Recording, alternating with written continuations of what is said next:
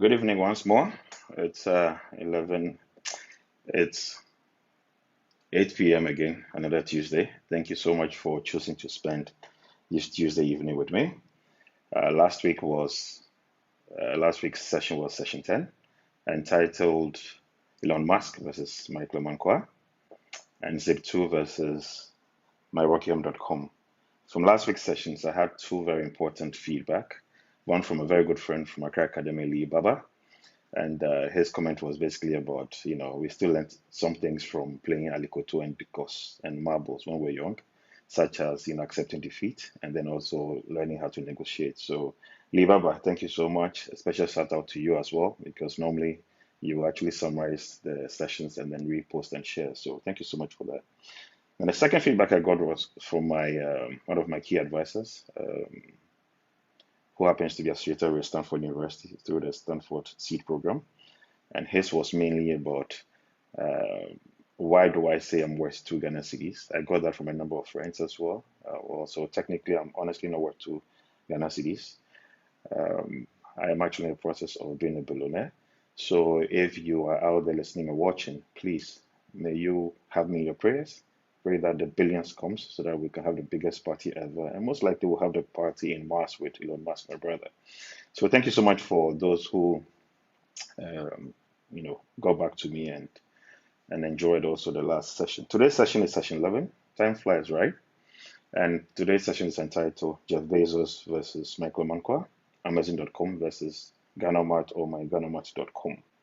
So who's Jeff Bezos? I'm sure most of you already know who Jeff Bezos is. He's actually now the richest man in the world. He's worth 180 billion US dollars. And for the past few months, he's been swapping places with Elon Musk, my brother once more. So these are number one and number two people in the world who are super, super rich out there. Jeff Bezos took over from Bill Gates, who had been the richest for a very, very long time. So, like I said in the session 10, I'm not comparing myself to Jeff Bezos in any way. I am not anywhere close to who they are and or who he is and what he has done. He's somebody I equally admire for what he has achieved as an entrepreneur. When you see that another entrepreneur has done something that you aspire to do, you take your hat off to them. So for Jeff Bezos, I salute him as well. So Jeff was born in 1964, January 12th in Albuquerque, New Mexico.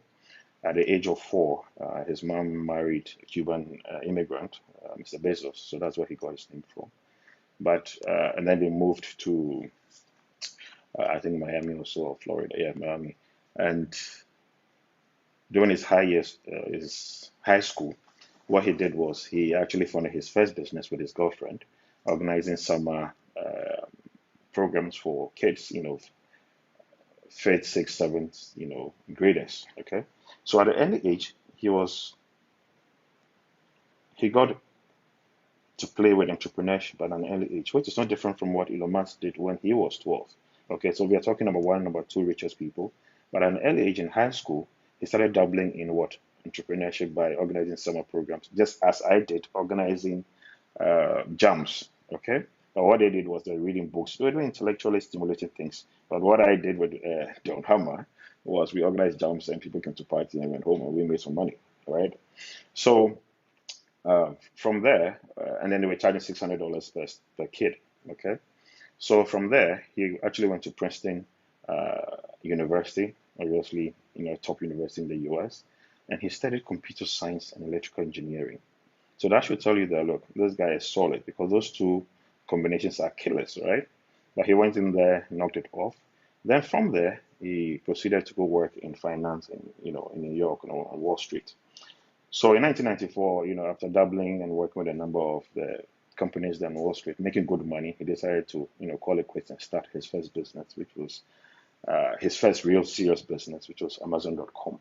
He started off by selling books, but his vision was that he wanted Amazon.com to be an everything, e-commerce site, whereby anything you wanted, you will get it.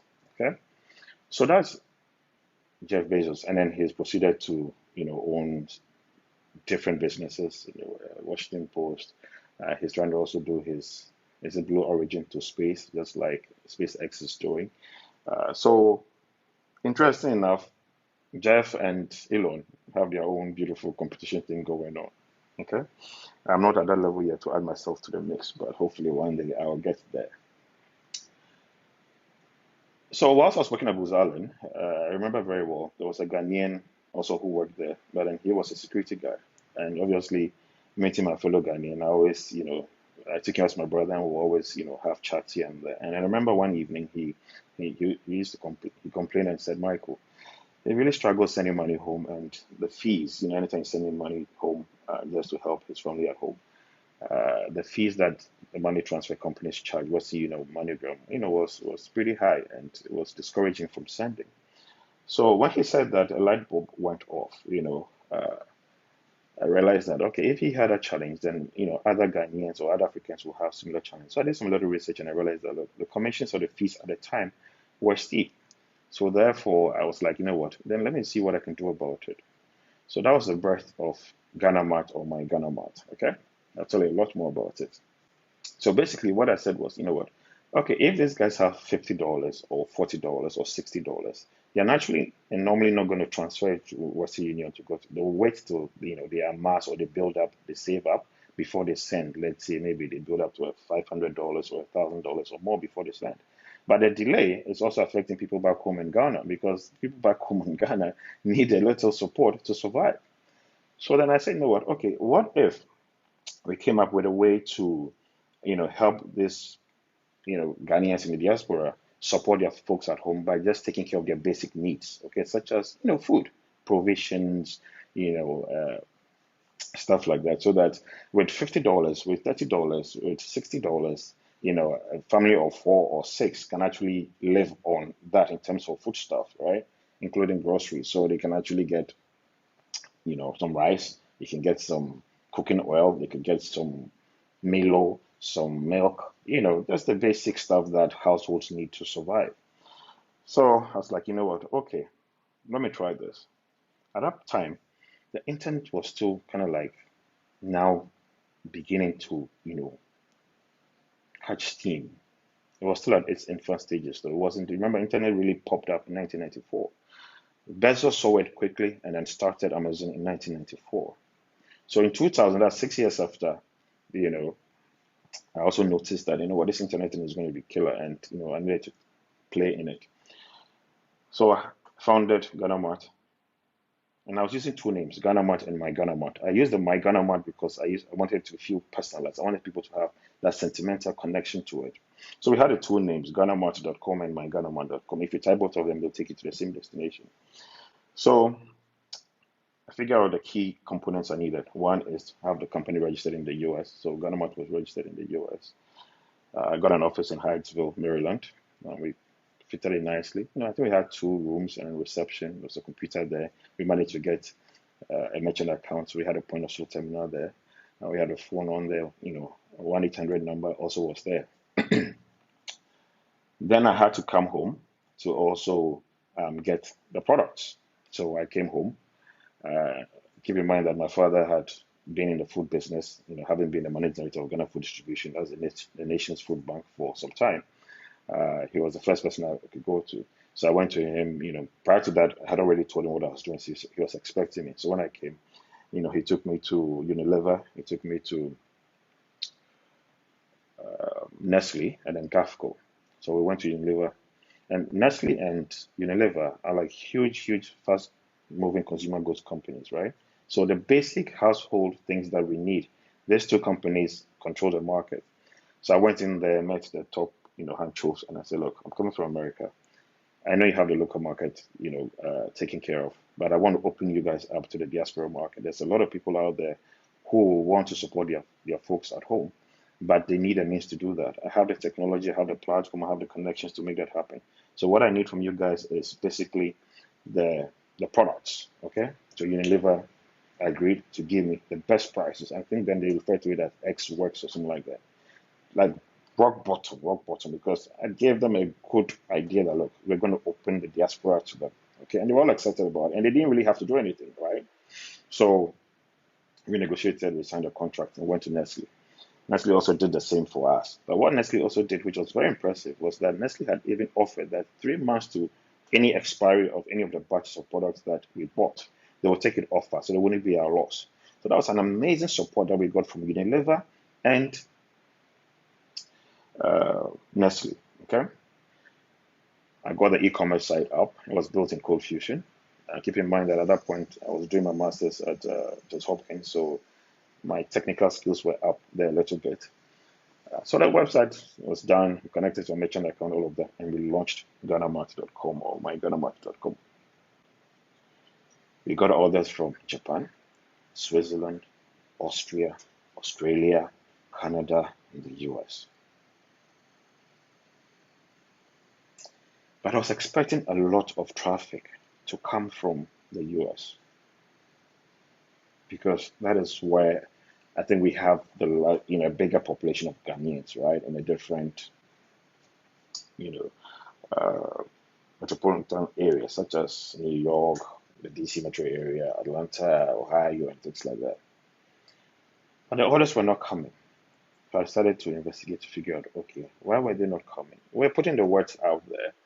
We actually even in Ghana got some of the radio stations to advertise Ghana Mart for us online. We didn't have Facebook and Instagram and WhatsApp to market through. It was the normal banner ad stuff through Google and stuff like that. So I started investigating. Then it dawned on me that we have two classes of folks, Ghanaians in the diaspora. One, you have the blue collar workers, and you have the white collar workers. So the white collar workers are the folks that are at the top, and they're in good jobs, they're making good money and stuff like that. And the blue collar are the artisans, the guys who are driving taxis, doing their care business, and hustling just to get by and things like that. And what was interesting was during my research was the guys at the top in the white collar, most of their folks back at home could afford the basic food stuff they needed at home on a monthly basis. So the 50, 60, $70 food that they might budget for, they could easily afford that, right? And those were the group of folks who had access to internet, and internet was still very limited. You normally got it from like work, because at that time I think it was around we're doing America Online, right? So there were still dial-ups. Now some of them were now moving on to broadband. Okay, but in Ghana it was largely dial-up. Okay, so when we're even connecting our office in Ghana to the internet, it was dial-up through Africa Online. Today we don't hear of Africa Online, anymore. Okay, so then it dawned on me that the target market was off. The folks that will send their folks in Ghana the provisions, they didn't have access to internet. They didn't have access to computers. And even if they did, it was limited. Then the second challenge was most of them did not have access to credit cards. And those were two key requirements that we needed to make Ghana Mart work. Internet access and then ability to pay.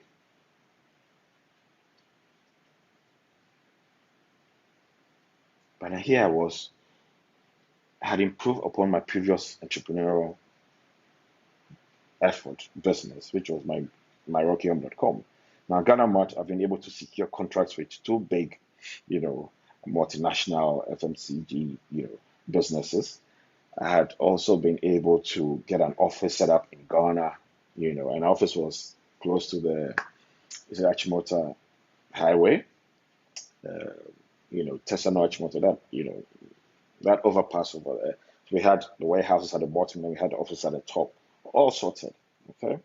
So all the critical pieces that we needed were in place. But the challenge was we were ahead of the times. So it's a brilliant idea, but we were ahead of the times. The market wasn't there for us. So I had two choices. One, either wait it out and let internet penetration and access catch up to most of the blue collar workers, and then hopefully they'll also get credit cards and have the ability to pay. Because then we didn't have mobile as we have it today. Then also keep in mind that I had also told you guys earlier in an earlier session that I had planned to do 10 years in America, do undergrad, do masters, work, start businesses. Now I was at the tail end, I was getting to the tail end of that agenda. So, and I was not willing to extend my 10 years because when I had come back to Ghana to make the rounds with my pops, when my pops picked me up at the airport, I realized my pops was aging. He wasn't the young, bubbly, strong man that I knew when I left. So then I knew that, you know what, I had to come home as well to come help them. So my first most important lesson from that was you can have everything right, but if the idea is way ahead of its time, then there are two things. Either you quit, or two, you have to be seriously funded to wait it out. When Netflix started and they were sending out the disc in, I think it was VCR tapes and then moved to disc in the yellow package, they were mailing them. They got to a point where they were losing $2 million on a monthly basis. Now, as Ghana Mart, and as an African powered business, where am I going to get 2 million or a million or $500,000 from to be burning and losing? So one, access to capital is important. So even though the idea, the vision was on point, and I knew that look, if Ghana worked, I was going to move into Nigeria, I was going to move into Kenya, I was going to move into other countries. Okay, but Ghana was the test bed. So capital funding, you can't take it for granted. Okay, especially if your idea is ahead of its time. So I was preparing my exit. I was preparing my exit. Then I remember getting a ping from a good friend of mine who was my senior in school. It's called Frank Amankwa. We had a last name, but we're not related. We were in the same Glen house. He was my senior by 2 years. He was in the, he used to like karate a lot, so I used to always see him as the black Bruce Lee. And really, really nice guy. So he pinged me, and just because he had the same name as me, I always saw him as my godfather in school. And really nice guy, was really, really kind to me. And he didn't make me join karate, but then I went in and I realized that this physical things I was not cut for it. So I didn't pursue black belt and yellow belt and those things. But I got a ping from him, and he said, no, you know what? He has a good friend of his, John Taylor, who's in Arkansas, who was discussing with him that, you know what, he's also identified that, there's an opportunity to create an e-commerce website catering for, the diaspora market and Ghana market and stuff like. So he had mentioned to John that, oh, well, he has a good friend who is also doing the same thing. So, we could compare notes. So because I knew, Ras, we call him Ras, Boogie Ras, or Frank Amanko, I knew him very well as my senior. And he also, when I was in New York, ex-Columbia guy, solid guy. I trusted him. So I said, well, you can do the connection. So he connected me to John Taylor, and John and I spoke about it. He told me, look, he wanted to do the same business. I said, well, I've done it, but I'm checking out. I think that anybody who can stay the course can make some decent money out of it. Uh, so I told John that, look, I wouldn't mind selling it to him for, $1 or something. But basically, it wasn't about selling it to him, but I was just willing to share whatever, all the lessons I learned and whatever assets or anything that I could pass on to him. So then John asked, could he use Ghana Mart? And I said, well, of course, you can use it. At that time, GhanaMart.com had expired, so he had already secured it. But what I had then was mine. But he's such a fine gentleman that, okay, he has an idea. He has another brother from Ghana who had, done something like that. But he wanted to leverage, the name or whatever it is. So we spoke about it, and he was also a computer guy. So very impressive. I was like, John, Charlie, go for it. So I can tell you guys that till today, John and I are good friends. We're brothers. And anytime I needed something from John, he's always there for me. So John, thank you so much. But here's the other lesson I learned. This time around, I tried to leverage my social network. But how did I put Ghana Match together? I didn't do it alone. It's a lady friend of mine, Banzita from DRC. She was a computer science major, so she was a good friend. So I told her, look, I needed somebody to help me with a UI design for the website. So then she connected me to a friend of hers that she went to school with called Chitra. So I've actually tagged all of these guys on my page, right, for this session 11. So Chitra actually designed the logo, the My Ghana Mart logo, and then picked up the colors and all of that. So she also supported brilliantly. Very nice lady. So through Banzita, I got to meet Chitra. Chitra sorted it out. Then my good friend, when we were growing up I was in South Africa, and I was in St. Augustine, I had two very good friends. They were twins, Edwin and Edward Dazi, Mochacho and Sipota. Sipota, very competitive guy, solid guy, very handsome guy. I remember when I had my 21st birthday party at Kuklumbite, you know, we went in my BMW. He brought his father's Opel. His twin brother brought his father's Mercedes Benz. And after our celebration of my 21st at the beach party, we were racing back home. So Seaport was very always trying to compete with me. So I touched base with him and I said, look, I'm trying to do it. He said, no, Michael, I'm actually also into advertising and I can actually help with what you're doing. I'm also good at Photoshop. So when you look at a screenshot that I shared, you see the rise, you see Milo and Carnation stuff on a stand. All of those things were done by him. He didn't charge me any dime because of the relationship that we had. And he also knew that, look, if this didn't work, obviously he had an in, right? So I leveraged my very good relationship with him back in the day.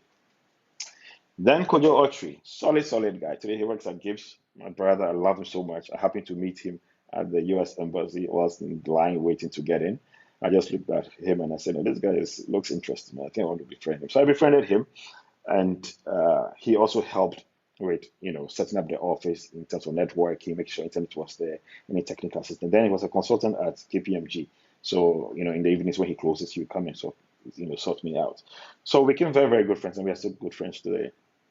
Then Jifa Mati, Jifa and I also grew up south of Rockwell, and at a later stage of we being a cracker, we used to sit in the same car. My dad would drop us, and then I'll take I'll convey all of us to a cracker, we go to school and stuff like that. So whilst I was looking for a name, I kept on bouncing different ideas from with her different names, and then she came up and said, you know what, I think we should call it Ghana Mart. So John Taylor, the Ghana Mart name came from Jifa Mati. So you have to start paying royalties to her. Okay. So Jifa came up with that name. Now, in session 10, I talked about leveraging one social network. And your social network is very important because that's where you go to get assistance and help. Okay. So in my case, going to these people within my social network helped me pull it off. But what was missing was the bankroller. I needed somebody who had deep pockets. Okay, I didn't have that in my network at the time. Okay, excuse me. Now, when I did it, Africa is a dark continent. Back then, we used to always say it's a dark continent. We don't know much about it. It's a jungle and all of that. But today, 2019, Africa's GDP, 54 countries, is $2.6 trillion. Okay, GDP for America, 2020, is $20 trillion, 10 times the whole of Africa. And America is 50 states with one DC, a district. Yeah. Africa is 54 countries, about three different languages, English, French, and Portuguese. Yeah. With borders and restrictions and all sorts of obstacles. So the question is, if you're trying to go into serious business, you have to look, where's the money?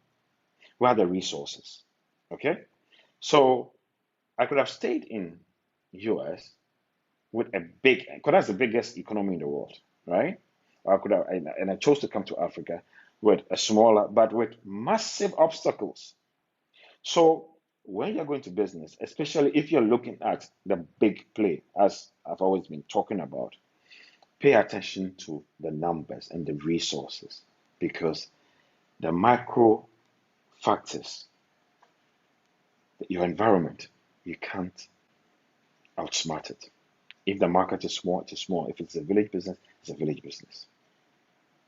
So product market fit, key. So, but here's the interesting thing.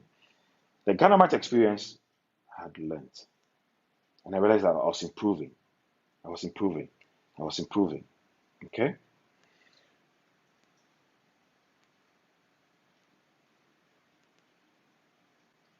Today, we have young ones who are coming up.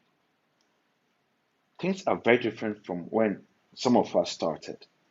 Dial-up internet access, mobile phones. You have those things today. But what you need to do is to think big and scale. Scale. scale, but make sure you are being funded and you're actually innovating. Don't innovate for today, innovate for the future, but be ready to what? Have the staying power, but do stuff that others cannot easily do. Because about staying power, Africa is very interesting. It's complicated. When I was doing Ghana Mart, Jumia was not there, Conga was not there. Now today you have World Remit, you have transfer to doing remittance into Ghana. Now it's going to wallets and things like people are all excited about it. Ghana Mart, we're going to use vouchers, gift vouchers to do that. Okay, so you buy a gift voucher online, you can actually redeem it for cash. So the vision was there. We're way ahead of our time, but certain things were not in place. So, guys, thank you so much. Next week will be session 12. It will be coming to Africa. At this point, I'm doing a re entry back home, not to Ghana, but to Africa. I will share that story. So, until then, keep safe. Thank you so much. Please feel free to ask questions, post them on my wall, and I will do my best to answer them. If you have any contributions, also do feel free. Okay. So, thank you so much. Keep safe. I love you guys. And until next week,